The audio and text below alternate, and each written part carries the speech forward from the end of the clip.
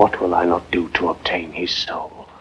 Such a play is the tragedy of a man who signs away his soul to the devil in exchange for power. Now I will make an end immediately. Good morning.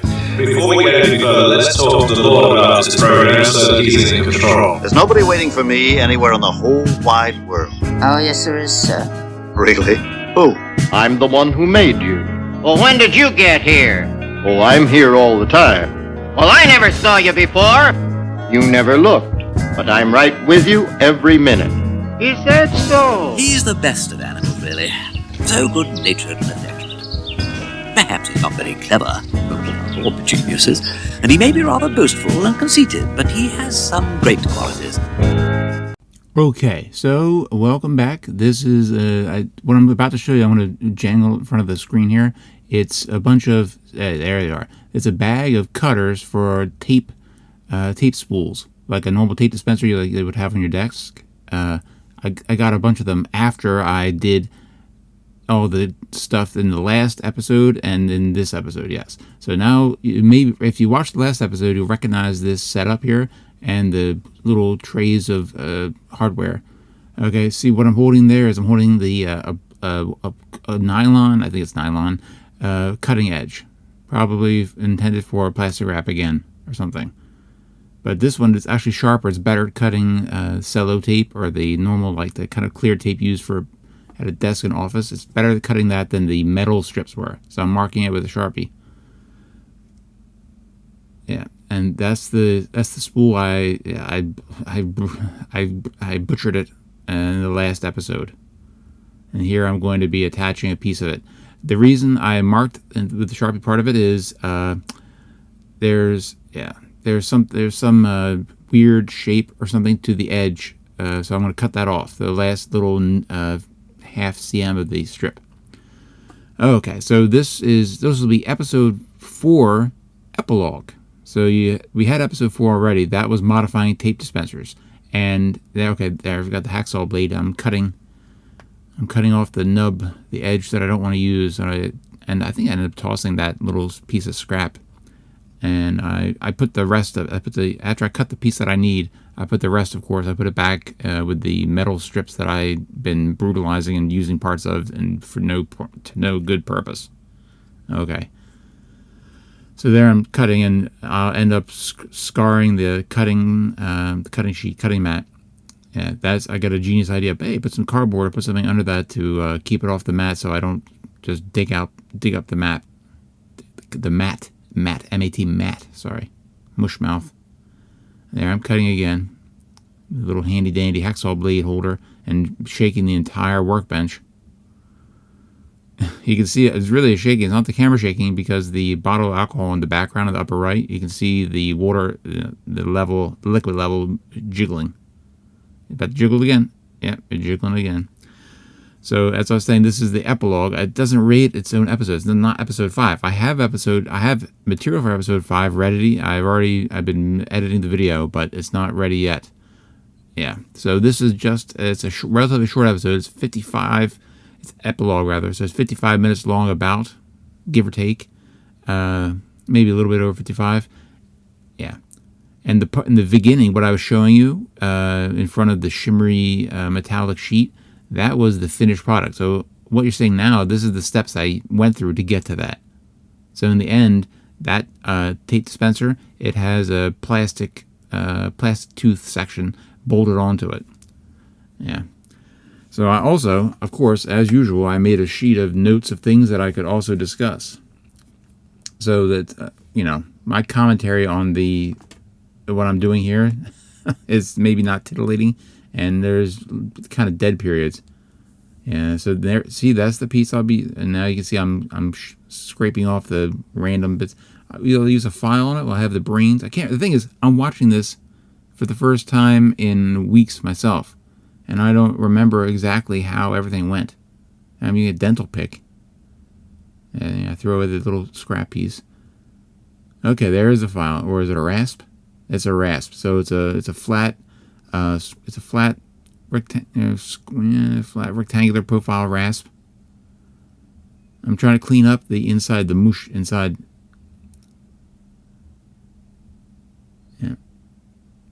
and the edges there. Ugh. All right, so as I was saying, I made my list. I have this time the trend has been downward. So I used to, when the first episode, I had a giant sheet of like architectural, they call it sulfuric acid paper out here. Like it would almost be like tracing paper, but it had a pinkish or orangish reddish grid all over it. So I started out covering that with my crazy notes and like schizo connections between topics, and I still have those. And I've gone down in paper size now. Now I'm on an A4 sheet of kind of like a cream colored paper with blue grid. Maybe I think it's half cm square grid, 5 mm grid. So let's see what I got here. Oh, since the last upload, I had a hardware failure here on the machine the computer that I use for editing video and editing audio and recording and everything like that. Other computers here are fine, but the one that I need for this, of course, had a failure. It was the SSD. So back when I had it built, the suggestion that the people building it made to me was that I ought to put the SSD, ought to put Windows rather, the C drive containing Windows, the boot drive, should be an SSD, it'd be faster. But of course, as you know, SSD is like a USB key. The memory wears out over time. It gets errors. And you can see these if you run what they call smart testing or smart tests or smart test suite. Smart like S full stop or S period, M period, A period, R period, T period. It's a way of you'll get values for parameters that indicate how the drive is doing, like it's wearing out or not, like errors and like sectors that can't be written to or read from or something. You'll see it in. You can download software and run the tests. Windows may have a thing built in to run them, and in the system I have, there's a section in the BIOS, and if you key out using like F8 or F12 or something, you press the right F keys during boot, and you can get to the BIOS. And if you have a failure, you'll be getting dumped into BIOS anyway.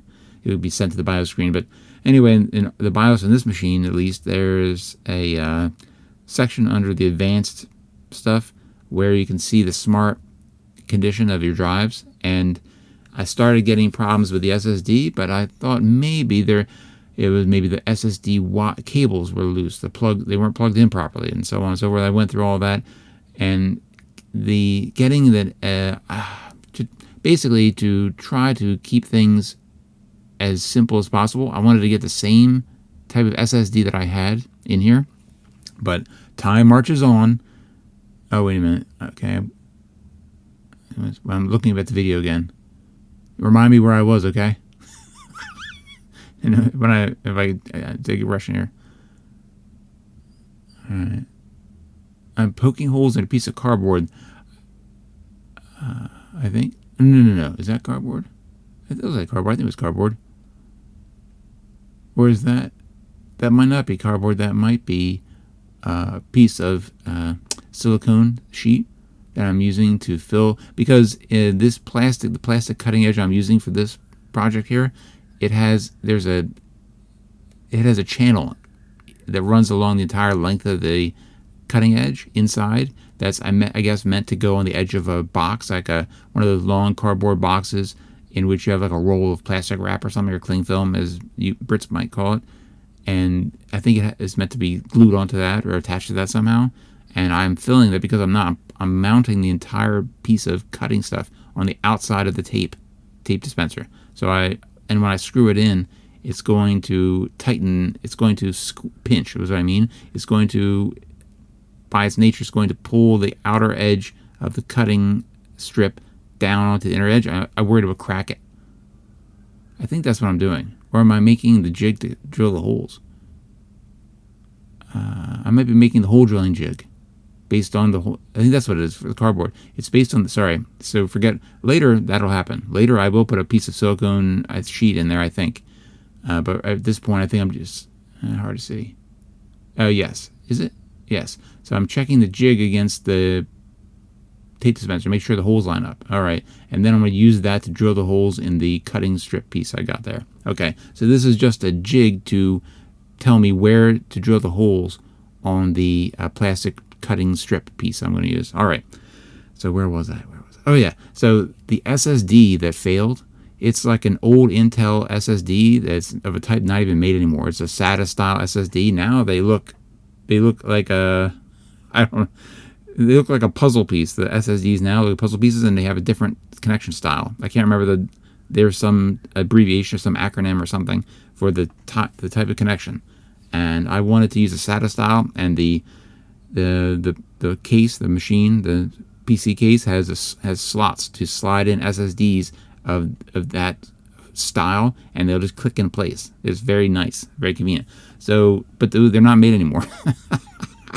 They're not made anymore. They're long gone. But I managed to find. I found a source on like Chinese eBay, Tobo. People say Tobo in Cantonese, and Putonghua, I don't know how they say it. I've heard it in Cantonese a few times.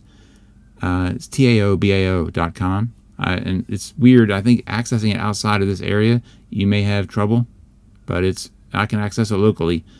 And I got SSD on there. First, I got a small SSD that would be big enough for Windows to make sure that the seller was legit. And it was really a new old stock SSD. It was completely sealed in the original packaging. All the hologram seals and all the curses of Imhotep, everything was on there. It was legit. And because I wanted to get back up and running, I did install that, and I installed Windows and went back and because the SSD, I have other drives in this box, and all the software and all the data and all the files and everything didn't live on the SSD because I'm not a complete mongoloid. I wouldn't put everything on the SSD because I know that it has a proclivity to fail. Okay, and the more you use it, the more likely it is to fail, and so on and so forth. So I didn't put that stuff on there, but software, it installed software. It writes, there's entries in the registry, and there's other configuration files, and so on and so forth. Some of that I was able to back up, easily able to back up. If I had not been a complete dum-dum, of course, I wouldn't have waited until the failure. I would have gotten an SSD ahead of time, and then I would have been able, you could clone the SSD. I could have cloned it, and it was still running. It would have been seamless. I would have had no problem at all. But again, I'm not a complete mongoloid, but I'm a pretty big dum-dum. So I thought I'd have more time, and I ran out of time. The SSD failed, and yada, yada, yada. So I had to get another SSD. First, I got a small one, and I got that going. And then, trust having been established with the seller, I went ahead and I bought a much larger one. Again, new old stock. Excuse me, burp. The box, everything it looks like it's been sitting on a shelf somewhere in China, and I'm grateful that it was, and I'm grateful that they were able to sell it to me. It's you always hear about counterfeit components for electronics and stuff coming from China, and of course that's why I ordered the small SSD first before I shelled out for the big SSD. And so, but the big SSD also is legit. It's in its seal and blah blah blah blah. I haven't cracked it open yet because I'm going to do the cloning of ultimately, but I didn't do it yet. I'm still running on the small SSD for now, and I had to reinstall software and blah blah blah blah blah. It was a big pain in the butt. A lot of it, like the configurations, so I'm recording this audio using Audacity and just the plugins. I don't use a lot of plugins. For Audacity, the main plugin that I wanted was a voice sweetener plugin, and just getting that reinstalled because of the way Audacity handles plugins, it was a bit of a pain in the butt. And you can imagine, all like if you have Photoshop, the actions for Photoshop, the way you have if you're using Adobe Premiere for editing video, as I am using, the configuration files and all of that, it's insane. So a lot of that, I backed up the user folder ahead of time because I knew something might happen unexpectedly, so I backed everything up just in case. But I didn't get the registry backed up, and I didn't clone the drive, which is what I should have done. All right, so let's check where we are in the video here. Okay, so I'm using a hand drill and drilling those holes. Is that it? Is that it? I think it's an M2 drill bit. Or is it? I think it's the M2 drill bit. But it looks pretty big here. It looks pretty big. I'm watching the video. It looks big on the screen, but I think it's an M2 2mm drill bit. I think I use 2mm hardware. If it's not, it's a 3mm because the boxes of hardware I'm using there, those are only itty bitty little hardware. It's M3 mostly and some M2. I have mostly M3 because there's more variety. It's easier to get all kinds of weird small fasteners than M3 stainless. It's all stainless, by the way. I don't use, if I can avoid it, I don't use anything but stainless because when you try to do something and you don't want to do it again and again and you don't want it to rust, you know. Anyway, just for example, like kitchen scissors. If you're using scissors cooking, you're opening packages and so on and so forth. Okay. Oh wait, see? Sorry. You can see the holes. The holes are two sets of holes, and you can see that channel, that gap, right? That I think is meant to slide onto a cardboard box or something. Anyway, so it's back to kitchen scissors. I'm kind of alert now. I can remember what I was talking about. So when you use kitchen scissors and you're cutting stuff and like packages of food, like open a package of bacon or whatever, something like that, for example, then the scissors get cruddy and you have to wash them. But if you set them temporarily in like a glass of soapy water or something, you come back later and the water is, the scissors may have tiny little itty bitty little rust spots on them because they're not stainless. Stainless materials can rust, they can corrode, but like a day or two in soapy water usually won't do it for stainless steel. But scissors that aren't stainless steel that somehow get wet, they get like that. Anyway, the principle, you get it. Sorry, I'm rambling. I don't like non-stainless hardware if I can avoid it.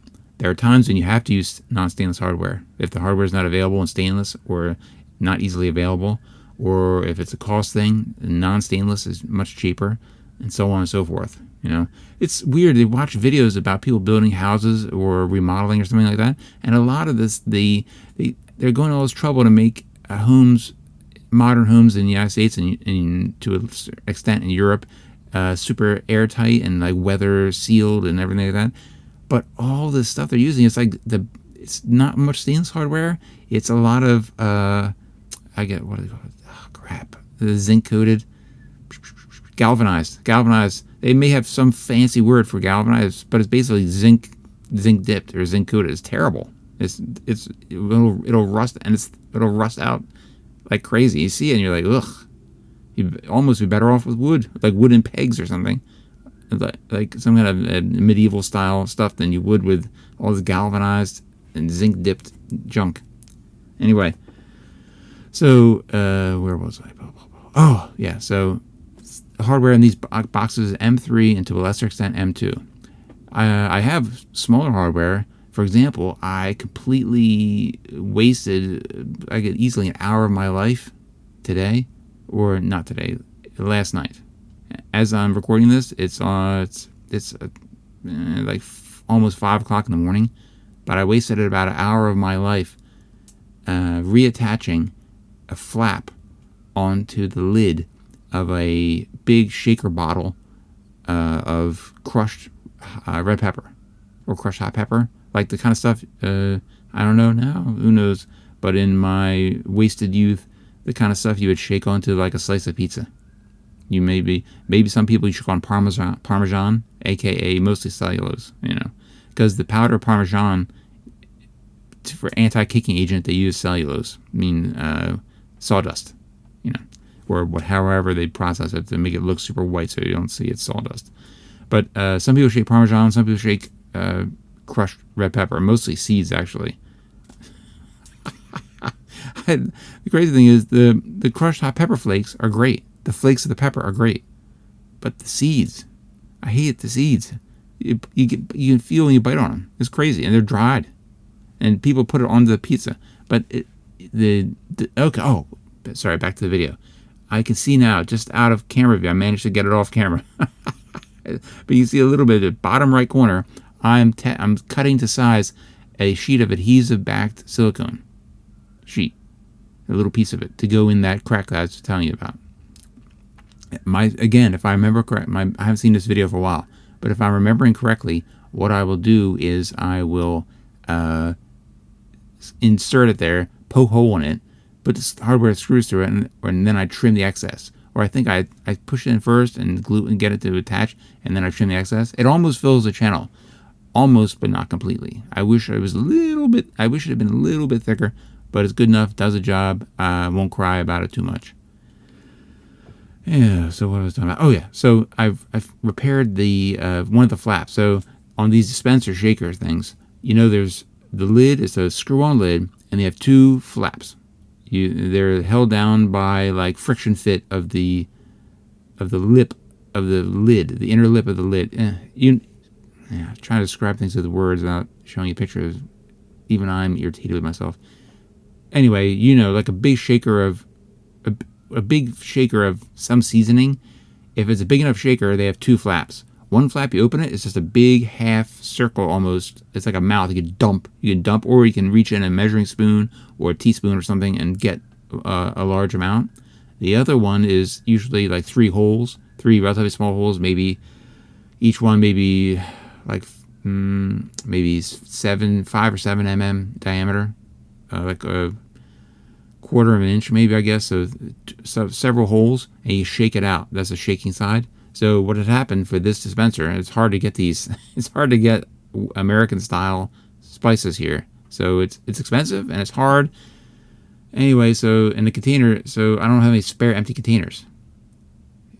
So I can't decant all the crushed hot peppers into another container, and there's only a few of us here who use them. So anyway, it's my fault though. I broke the flap long ago. It just where it flexed a couple times and then it snapped. But I kept the flap all the time. I have to keep the flap to close the lid, otherwise the whole side would be exposed. So last night I went to all the trouble of getting a little tiny white nylon hinges. I don't know what they're originally for, but there's a box of hinges, and in the box or bin, like a big bin of hinges, mostly stainless, but also in there was a little smaller plastic box that has a bunch of white nylon hinges. I think with a stainless spring or stainless pin to keep the hinge together. And those white nylon, they're easy to cut. I tried. I thought it was to be a situation where I tried to cut them and they would like crack or something. But actually, it was much easier than I thought, because I had to shorten one side of the hinge to make it work, because the lid of these dispenser things for hot pepper and for other stuff, like if you have oregano, or as some British would say, oregano. If you have oregano or something like that, they have, anyway. If you know what they're like, there's like the flaps on either the flaps each take up like 40% of the 40% of the diameter of the lid top, and then there's like a narrow strip in the middle where they're hinged. So I didn't have much space there, so I had to shorten one edge. Anyway, so I shortened it. I started with a box cutter, scoring, and then I realized I could just use scissors. So I started bending it. I saw how flexible it was. I could probably just cut this with scissors. So I used a pair of serrated edge scissors. I cut it, and then I was good to go. And it had, if I remember right, each side had 6 holes, 2 rows of 3 holes. So I'm not talking. So, oh man, if you're just listening to this, you came in out of nowhere, I'm sorry. I'm not talking about the video. I'm talking about installing a white nylon hinge on a crushed hot pepper dispenser container lid. You can watch the video where I'm not talking about the video at the moment. Anyway, so each side of the hinge had 2 rows of 3 holes, 3 tiny holes. They're like M1.2 maybe, or just M1. They're gonna be 1 mm diameter. You can see that there's a hole. You can see light go through it. So it's not that small, but it's like 1 mm. I'll tell you why I know in a second.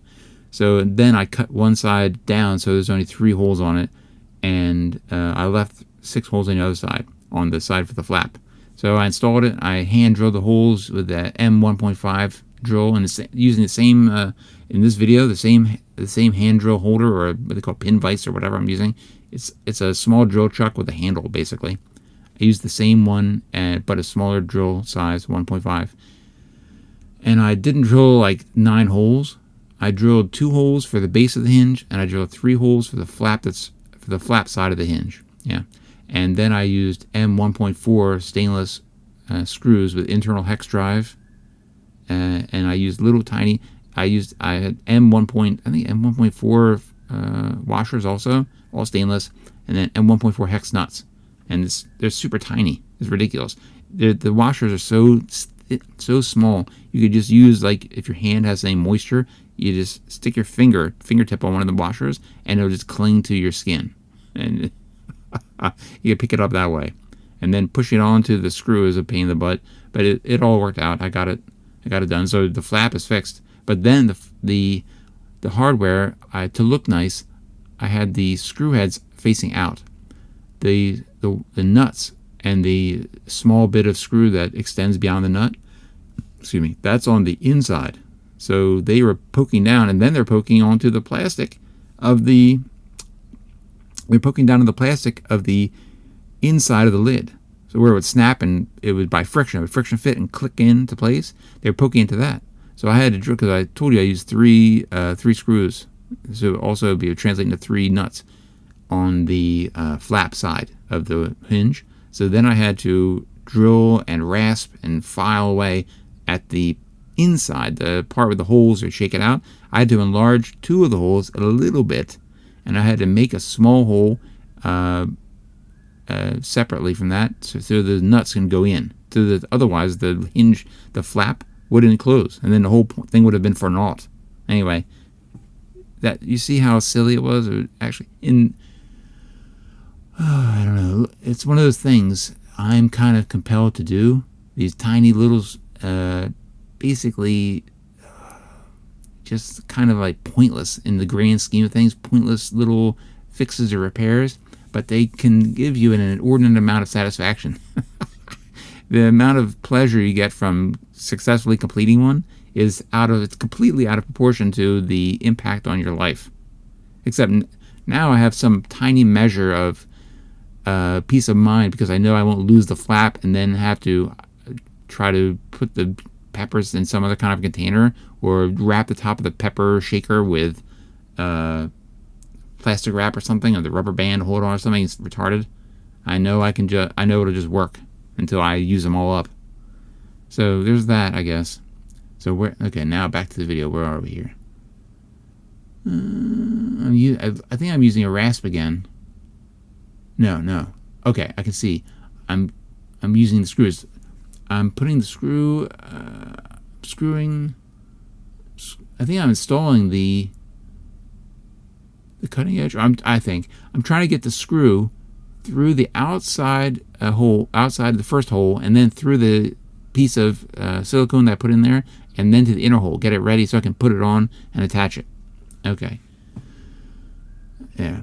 So where was I? So what have I told you about? I told you about I had the SSD failed, and I replaced it, and I've got the bigger SSD in reserve, and I'm waiting to some point get the nerve up, and you have to, basically there's software for cloning drives, and for what I'm trying to do, and everyone who's tried it says it works great. You have to download the open source software, free software. You download it, install it on a USB key, plug the USB key in, reboot your computer, reboot the system, and boot to the BIOS, and tell it to boot from that USB key, and then you can run through it.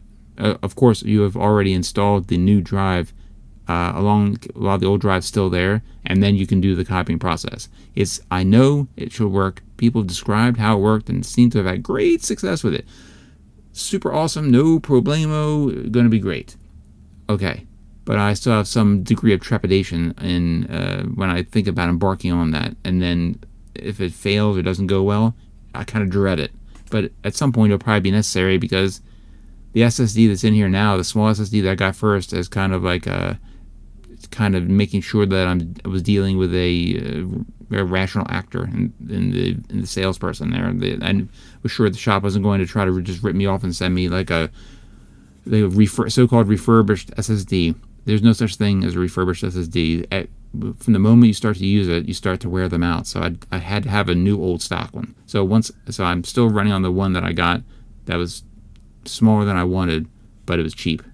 But I have the other one here. And I told you, what else? I've told you about how I fixed the crushed hot pepper shaker. No photo, maybe I don't know, we'll see. Probably no photo. It's not because I'm lazy. You can see I put a lot of effort into my videos in general.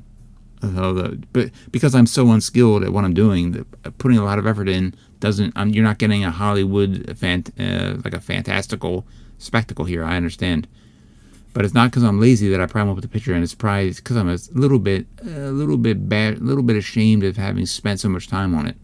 Anyway, here, I'm hitting my clipboard. I got an aluminum clipboard with my sheet of graph paper and all my notes about things to talk about.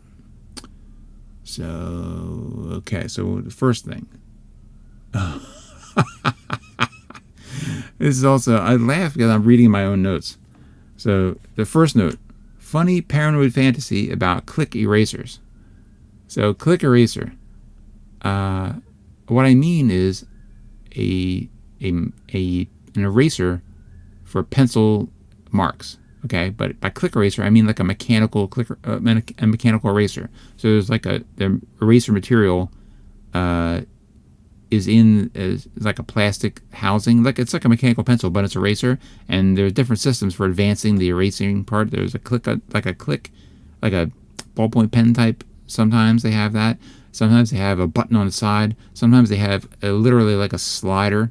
So anyway, so the funny thing was, I have at my disposal large amounts of abandoned materials, or like people are not using them anymore.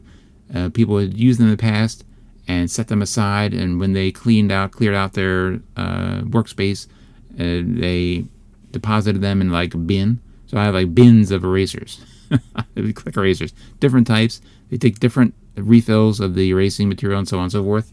And there's some types that I like more than others. And the funny thing was, recently I couldn't find the ones that I have out in my work area that I use. I mislaid them, or somebody took them or something.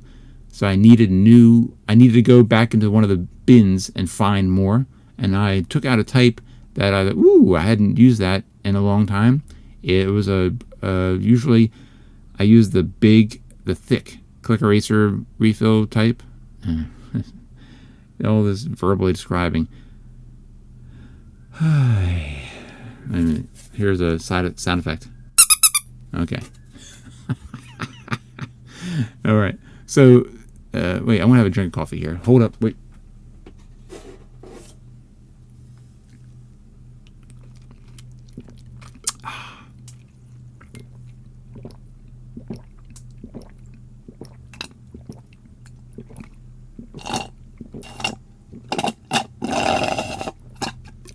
Okay.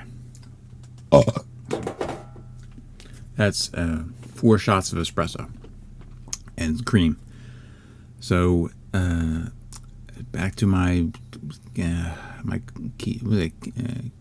Quixotic effort, like Quixotic, as in Don Quixote, my Quixotic effort to describe the click eraser without just giving you a picture.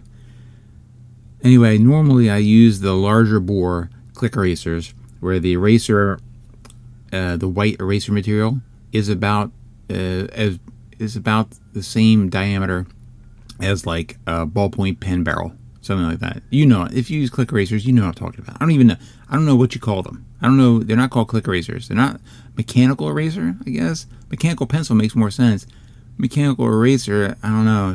I guess it's the same. Mechanical eraser. All right, maybe let's call it mechanical erasers. That click erasers now. But anyway. So I normally use the larger bore ones, but I was trying the smaller bore ones. And on this paper, I tried to erase, and all it did was smear. So I think it's just the eraser material has degraded over time. So I cut off, that eraser, I cut off the tip and tried using a fresh edge on the eraser, and it's still smeared. I don't know what the deal is. So my note here, my first note of something to possibly to speak about. There's funny paranoid fantasy about click erasers. And by further notes, describe process of hunting for erasers and eraser refills. And a little plus sign. Plus, how irritating it is when plastic yellows acquires a slime patina or patina. Yeah, that's true. Man, that's annoying. Some of it is they put in anti-flammable chemicals, anti-burning chemicals or something. They put it into plastic. That's one of the things they say turns it yellow. There are other things too, other additives they add for other reasons that cause yellowing. But you'd think that long ago, all durable plastic goods would have been switched to like dark, like black plastic, or they would have done something to make sure that if they're going to use white or beige or light gray, plastic, they would have found some formulation that didn't have, the propensity to yellow over time. It's so crazy, really. I do not get it. I don't understand. People accept it. There's the whole thing online where there's a whole like movement of like they call it retro brighting, where they try to. There's all kinds of they're testing and trying chemical baths and different ways of scouring the plastic to try to make it not yellow anymore. I never understand that. Oh, wait, I gotta pause.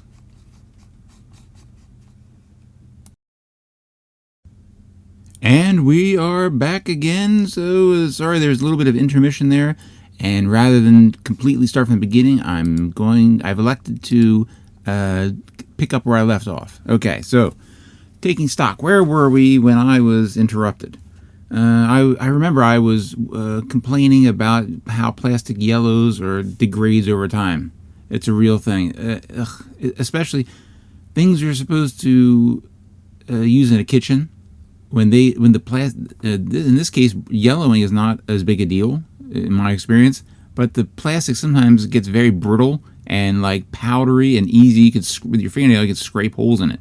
I've seen that happen too. That really is a big old, it's irritating, it's aggravating, it's very vexatious to the soul when that happens. But the yellowing of plastic also, especially things like computer cases and things like that, it's like a what the frig kind of situation.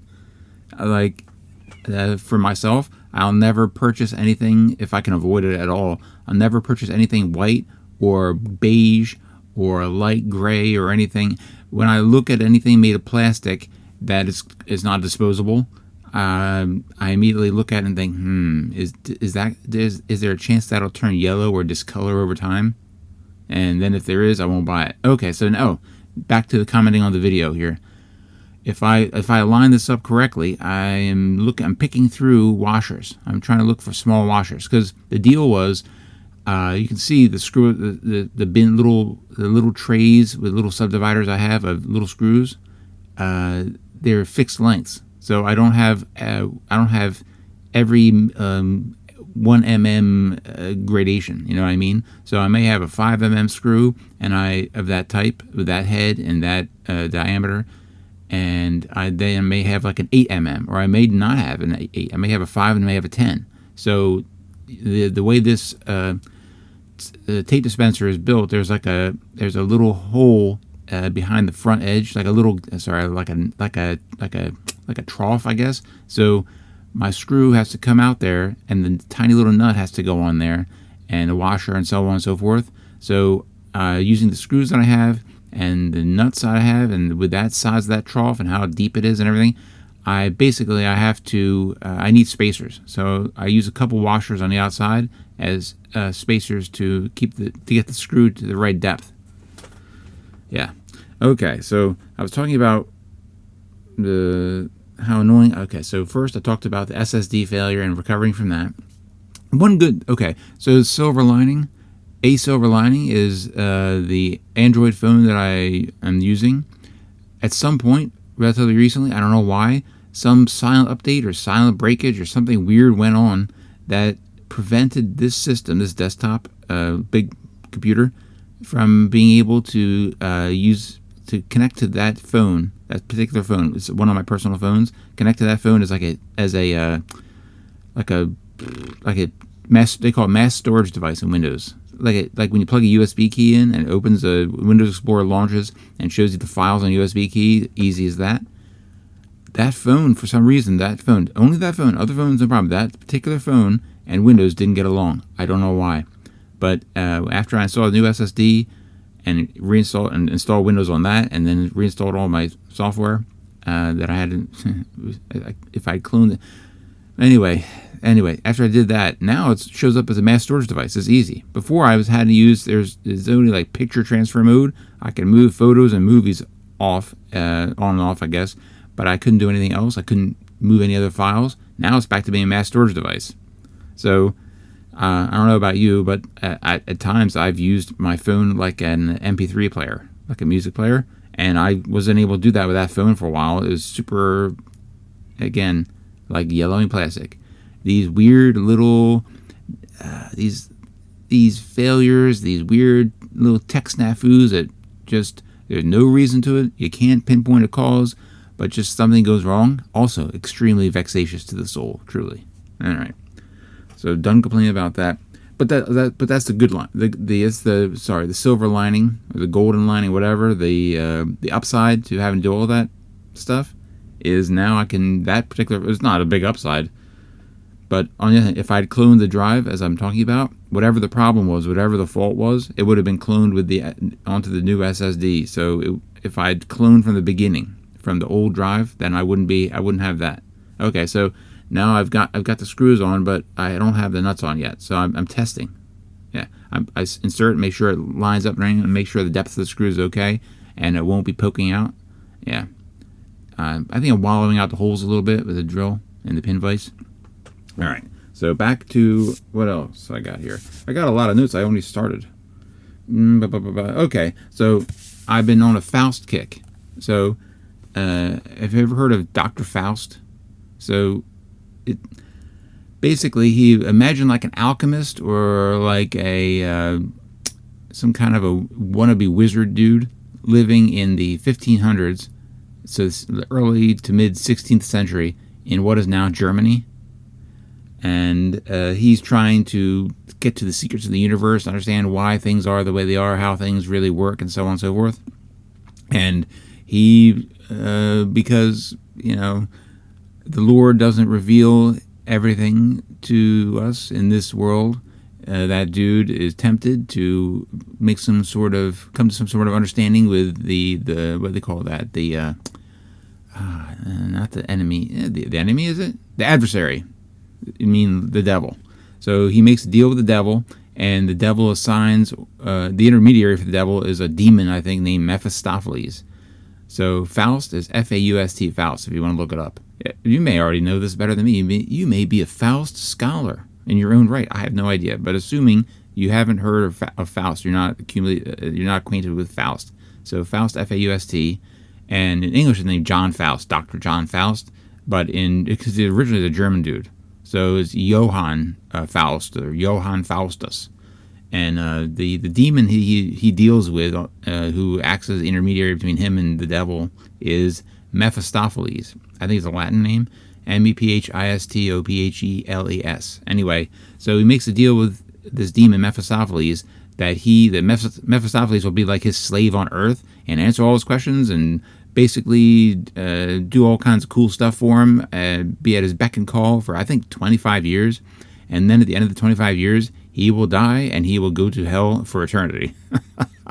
And, it's the kind of deal that maybe would seem better at the beginning than at the end. At the end is not so hot. So before I looked at this, I thought it was completely fictional. I knew the German writer Goethe. I knew he had written a version of Faust. I knew that Thomas Mann, the early to mid 20th century German author who eventually moved to, I think, California. He died in California. I knew he had written something like Faust, his version of Faust. I also had like a vague understanding that there was an old play. I knew it wasn't Shakespeare because I knew a little bit of Shakespeare. I've read some Shakespeare, and I knew that he hadn't written any Faust, but had a very vague, very hazy idea of it. But then I started looking into it, and so I've acquired some Faust-related stuff, and my intention. Okay, will I do it? Will I execute this plan in its entirety and in the order in which I'm about to describe it to you? Who knows? Maybe not. Maybe so. we'll see. So okay, so I got on the same sheet here, my aluminum clipboard. I got on this here one of my notes. So it says gearing up to dive. Oh, dig. Sorry, I thought it was D-I-E, die, because there's no V. It's dig into Faust and related materials. So first of all, I've got so the play the old play, the Elizabethan era play. It did exist. I wasn't completely imagining it. It was written by Christopher Marlowe, and he had a co-author, and then later there's a version where they hired other playwrights to tack on some stuff to make it longer, to extend it, because it wasn't as long as usual. I think I read in the introduction to this book, the book I'm about to mention, there's 2,000 lines. 2,000 lines of play was normal, and it was just under 2,000, so they hired 2 other playwrights to fill it up, to expand it a little bit, add more to material to get it over the 2,000 line mark, something like that. But that was after Marlowe had died. Anyway, so I've got a book of Marlowe. So first of all, I've got David Wooten's a paperback, Dr. Faustus, with the English Faust book. So this book has a long introduction. It's like 35 pages. I've gotten through about half the introduction in random moments. I carry the book around with me when I make my rounds, and when I have time, I stop and read it if the light in that area is good. So I got about 15 pages in, I think, or 16 pages in, and there's still like half that same amount more to go in the introduction. Then there's the play by Marlowe and his co-authors and so on, and they're in there. But it's the version A, so it's the version that would have been. It's the version based on what was performed during Christopher Marlowe's life. It's not the B version where they changed some things and added stuff. And then it also has the English Faust book. So the English Faust book is a translation of a German book written about Faust during his after he died. So it turns out, by the way, I buried the lead here. Faust was a real guy. I don't know if he actually made any sort of bargain with Lucifer or anything like that. I have no idea. But the crazy thing is, just from reading the introduction, I didn't get this before, but from reading the introduction, I see he was a real dude. And Martin Luther and another church reformer of the same period were like campaigning against Faust. They were very negative about what Faust was up to, whatever he's up to. And I got to read more about that. I got to see what they said about Faust. Because did they think he was doing witchcraft? Because in this time, they really, even Germany, there was the Protestant Reformation. And the Catholics, they were fighting throughout Europe, different places, different times, but it was raging on and off. And in Germany at that time, they were killing witches. They were like identifying and then putting some sort of judicial procedure, and then executing witches. It was a real thing they were doing. All right, so I didn't know he was a real person. It was based on a real person.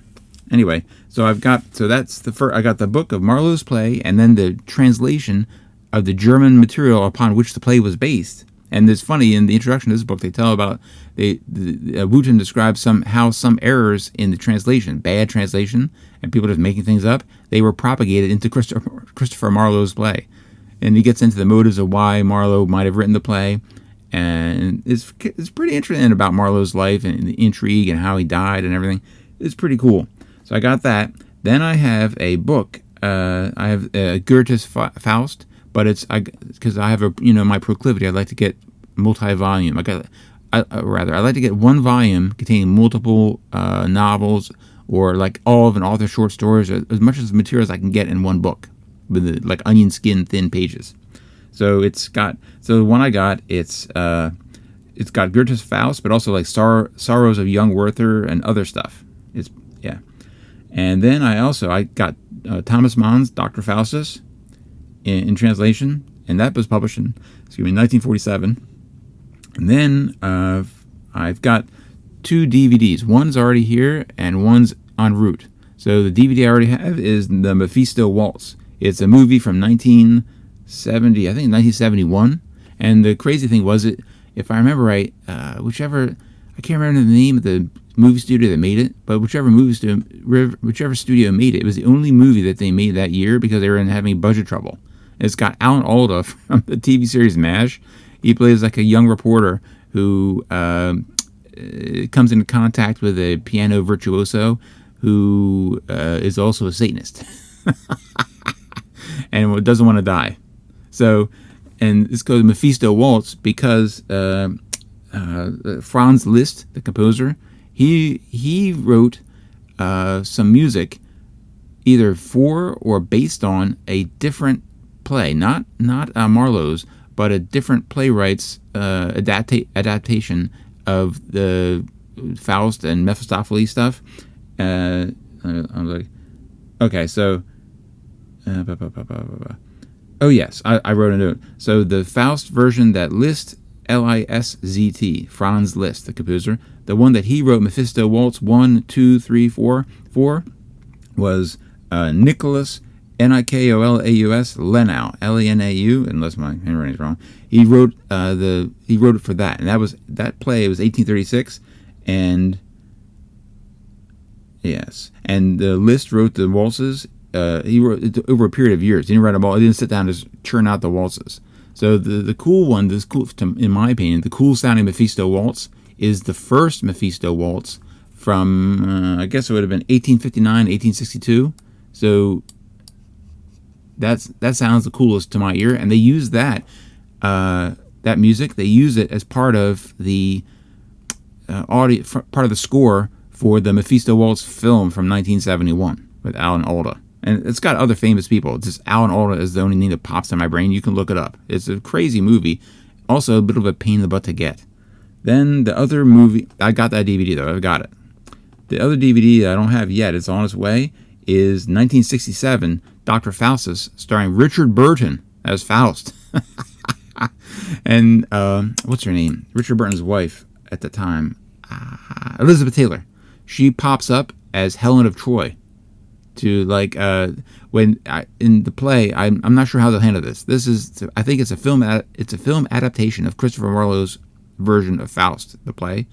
So if I remember right, in the film and maybe in the play, Faust is wavering and thinking about begging God for forgiveness and trying to get out of the deal with the devil, basically. And one of the ways they get him to they suck him back in is they seduce him with Helen of Troy. I think they conjure her up from the past or something, time travel, bring her, somehow get her with him and use her to seduce him. And then he's like, oh, I'm really damned forever. God won't forgive me. But of course, I think I'm no expert, but I think if you're a Christian, God's forgiveness is infinite. His capacity for forgiveness is infinite. So of course, Faust in this scenario could still have, he could have repented and could have begged for forgiveness and maybe, and I guess received it. I don't know. I'm just a dummy. I'm not a theologian or like a Christian expert or expert in religion. But so that's what I got. So I got, and something I noticed is interesting. I think it was Mann. I don't know. Is that anybody else? So the original Faust is some sort of a pre-scientific era scientist. Maybe an alchemist or like a wizard or something. That's the original. Now they say a sorcerer or witch or something. I mean, they would have at the time, but something like that. But then under Mann, he changed him, I think, to a composer. I haven't even started reading it. I've got the book. I've got it on the shelf. I'm ready to go, but I haven't begun yet. Something else interesting. I don't know. Weird connections. If I remember right, Fritz Leiber, the horror and fantasy and SF author. So if you know what is that? Fafford and Mouser, Fafford and the Grey Mouser. It's a heroic fantasy series of books. It's very well known. It's very good. That's by Leiber. Or the short story. I think they had a lot of in secondary school or high school in America. Some anthologies you have to read in class may actually include this. It's called A Pail of Air.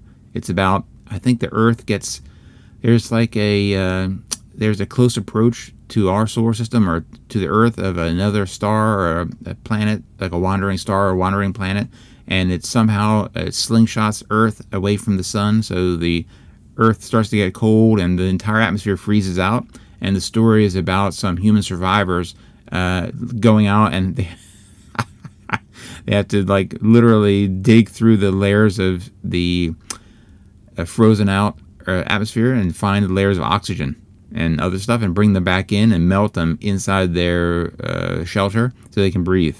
It's pretty interesting. Fritz Leiber is a great author. He wrote a lot of amazing stuff. But anyway, so I found that Fritz Leiber had written an autobiographical essay that's very interesting, and I remember reading in there that Leiber had been super excited because his wife had somehow been acquainted with Thomas Mann. When Thomas Mann at that time he had moved and left Germany, and he was living in the United States, I think in California, near where Leiber was living. And Leiber's wife basically said, "You want to meet Thomas Mann? I have the hookup." And Leiber was like super anxious and nervous to meet him, but he did meet him. So it's an interesting little connection there. Oh, I think we're getting close. Oh, there's a finished product. Now I'm back to commenting on the video now. So I'm going to try to test it. I'm almost out of tape on that roll. Yeah, see, it works. So, okay, I'll stop here for now. See you in the next video. Comment, like, and subscribe, please. I'd really appreciate it, man.